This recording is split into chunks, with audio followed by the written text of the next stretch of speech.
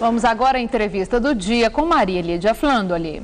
Depois de ganhos e perdas nas eleições municipais, partidos políticos avaliam o desempenho e definem estratégias para o enfrentamento de 2013, ano pré-eleitoral. Nós hoje recebemos o presidente do PT paulista, o deputado estadual Edinho Silva, para nos falar sobre o ânimo do PT para autoanálise e redefinição de rumos. Muito obrigada, deputado, por estar conosco. E outro dia, o ministro Gilberto Carvalho fez uma avaliação que 2013 vai ser um ano brabo. Ele até usou essa expressão e ele disse que o bicho vai pegar. Conclamou até a militância do PT a ir às ruas para defender o partido e o próprio presidente Lula de acusações. O que é que Gilberto Carvalho quer dizer exatamente quando fala um ano brabo? Primeiro, Maria Lídia, é um prazer imenso estar aqui.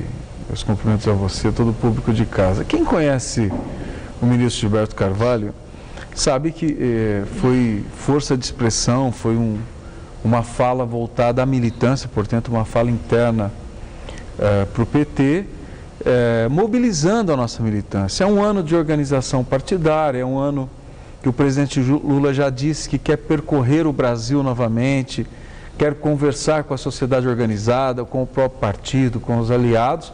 Então, um ano de muito trabalho. É evidente que na disputa política, quando é necessário, você mobiliza, é natural nos partidos.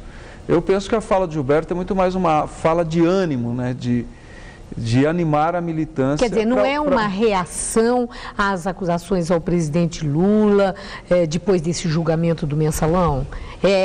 Como um mecanismo, o PT tem que se defender nesse sentido? Mas é evidente que o partido não vai ficar assistindo também o partido ser atacado. O PT tem uma história, é o partido que lidera um processo de transformação da realidade brasileira. Foi assim durante os 8 anos do governo do presidente Lula. Está sendo assim com o governo da presidenta Dilma. Então, evidentemente, nós temos que defender o nosso patrimônio, temos que defender a nossa história e todas as mudanças que o PT, junto com os aliados, provocou na sociedade brasileira. E o presidente Lula é o maior patrimônio não só do Partido dos Trabalhadores, ele é o maior patrimônio do povo brasileiro, é uma liderança política reconhecida internacionalmente, onde ele chega em qualquer país do mundo, ele é reconhecido. Evidente que o PT não vai ficar assistindo a ataques e inverdades, mas o PT é o partido que defende a democracia, defende as instituições e na história brasileira, nenhum partido fortaleceu tantas instituições brasileiras como o PT. Deputado, o senhor falou em mudanças, né? Algumas lideranças do PT e em vários estados brasileiros eu procurei ler e ver o que é que estão falando, né? E vejo que há declarações que o PT deve sim, depois de todos os embates, depois do resultado de eleições e mesmo desse julgamento do mensalão que foi impactante, deve se reavaliar e abrir debate para as mudanças. O senhor concorda com isso?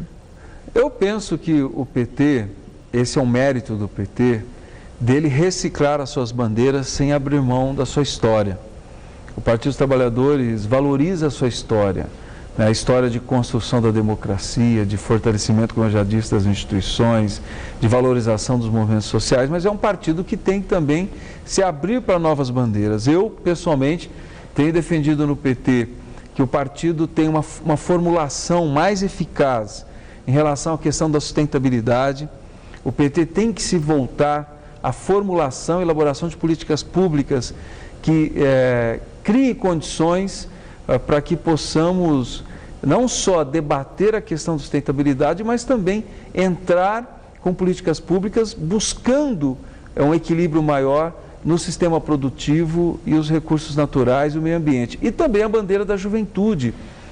Eu penso que é um grande desafio, não só do PT, mas de todos os partidos progressistas no mundo, a questão da juventude. Então, o PT tem que valorizar a sua história, mas também tem que se abrir para novas bandeiras. E falando em novo, né, e as lideranças? O PT deve se abrir e oferecer espaço para novas lideranças, como parece que o próprio presidente Lula começou quando sugeriu, né, apresentou o nome Dilma e apresentou e insistiu no nome Haddad, não obstante a reação que houve de petistas históricos em São Paulo, que queriam a Marta. O PT está com essa abertura? Como eu disse em relação às bandeiras, o PT tem que valorizar a sua história, mas também tem que reciclar suas lideranças. O PT não pode abrir mão da experiência das nossas lideranças fundadoras do PT, nossas lideranças mais tradicionais, que têm ajudado muito na construção do nosso projeto, mas também tem que abrir espaço para novas lideranças. E a eleição do Fernando Haddad é uma demonstração aqui em São Paulo. A construção do Márcio Postman em Campinas é outro exemplo. Enfim, e tantas outras cidades brasileiras. Quer dizer, existe essa abertura? Sim, o PT, eu penso que o partido que não se abre para a construção de novas lideranças, historicamente sucumbe. Tem várias experiências no mundo e no Brasil, inclusive.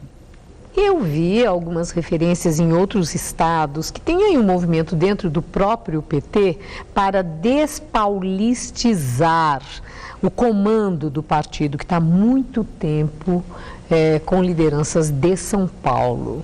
Como é que o senhor vê isso? Isso tem consistência? É realmente um movimento de quem está aí contra a reeleição de Rui Falcão para a presidência do partido no ano que vem? Eu acho ruim você regionalizar esse tipo de debate. Eu acho que o PT tem que pôr à frente do partido as suas principais lideranças, as lideranças mais preparadas. Agora o PT garantiu ação afirmativa em relação a mulheres, paridade entre as mulheres, juventude, negros também, com ações afirmativas na participação das nossas instâncias de direção. Então o partido tem se modernizado, inclusive, para garantir que toda a representação social brasileira esteja também representado nas instâncias de direção.